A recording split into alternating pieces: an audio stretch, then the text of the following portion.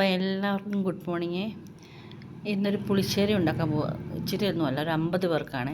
മോൻ്റെ സ്കൂളിൽ ഓണം സെലിബ്രേഷനാണ്. അപ്പം ഞാനിവിടുത്തെ നാരങ്ങ അച്ചാറും പുളിശ്ശേരിയാണ് കൊടുത്തു വിടുന്നത്. ആദ്യം നമ്മൾ എന്താ വെച്ചാൽ ഒരു പാത്രത്തിനകത്ത് ഏത്തപ്പഴം, നല്ല പഴുത്ത ഏത്തപ്പഴം ചെറിയ ചെറിയ കഷ്ണങ്ങളാക്കി മുറിച്ചിട്ട് മഞ്ഞൾപ്പൊടിയും ഉപ്പും പച്ചമുളകും ഇട്ട് നന്നായിട്ട് വേവിക്കണം.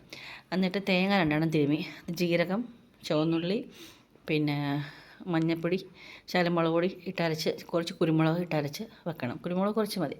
എന്നിട്ട് പിന്നെ ഈ കഷ്ണം വേകുമ്പോഴത്തേക്ക് അതിനകത്തോട്ട് അരപ്പരച്ചിട്ട് ഇട്ട് നന്നായിട്ട് ഇളക്കി കലക്കി റെഡിയാക്കി വെക്കുക.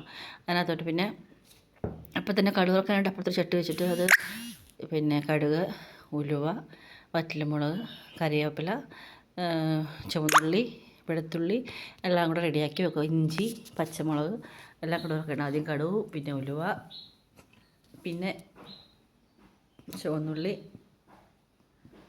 അതിന് ശേഷം വറ്റൽമുളക്, വെളുത്തുള്ളി, കറിവേപ്പില, ഇഞ്ചി എല്ലാം ഇട്ട് നന്നായിട്ട് മൂപ്പിക്കുക. ആ സെയിം ടൈമിൽ നമുക്ക് ഞാൻ 3 കവർ മിൽമാട് തൈരാണ് എടുത്തത്. മിൽമാട് തൈരിനെ പുളി ഉണ്ടാകത്തുള്ളൂ. അത് ജസ്റ്റ് ഒന്ന് മിക്സിക്കകത്തൊന്ന് കറക്കിയിട്ട് ഒന്ന് ജസ്റ്റ് ഒന്ന് ഇളക്കി, ഇല്ലെങ്കിൽ കട്ടിയായിട്ട് പിടിക്കും. ഒറ്റ അടി അടിക്കുക.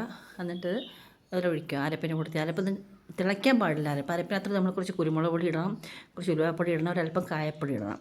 ഇതെല്ലാം ഇട്ടതിന് ശേഷം നല്ല ഭംഗിയായിട്ട് ഇളക്കി യോജിപ്പിച്ച് തൈര് ഒഴിച്ചതിന് ശേഷം അധികം ചൂടാക്കണം. ചെറിയ ചൂട് മതി, പുളിശ്ശേരി തിളയ്ക്കാൻ പാടില്ല. ആ സമയത്തേക്ക് നമ്മൾ കടുക് വറുക്കിട നന്നായിട്ട് മൂത്ത്, അതുകൊണ്ട് നല്ല ഭംഗിയില്ല കാണാൻ. അതെല്ലാം കൂടെ എടുത്ത് ഒഴിച്ച് ഒന്നും കൂടെ കുറച്ച് നേരം കൂടെ ഒന്ന് ജസ്റ്റ് ഒന്ന് ചൂടാക്കുക. ചെറിയ ചൂടടിക്കും, അതായത് നമ്മുടെ കയ്യിൽ തൊടുമ്പോൾ നമുക്ക് ചൂട് കഴിയുമ്പോൾ പുളിശ്ശേരി റെഡി.